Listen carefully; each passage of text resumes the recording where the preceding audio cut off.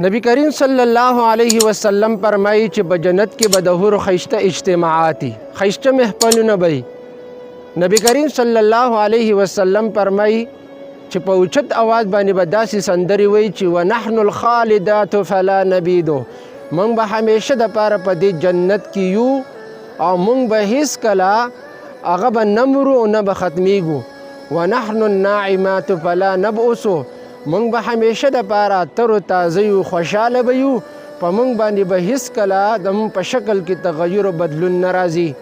ونحن الراضیات فلا نسخطو، موږ به همیشه دپاره خوشحاله یو، په موږ باندې به هیڅ قسمه تکلیف او پریشانی دا به نه راځي. توبه لمن کان لنا وکنا له، او د اوس نه مبارکي ده د هغه خلکو دپاره چې موږ د هغوی دپاره یو او هغوی زمونږ دپاره یي، نو د هغه خلکو دپاره د وس نه مبارکي ده. الله دې زمونږ داسې جنت او بیا داسې حورې نصیب کړي.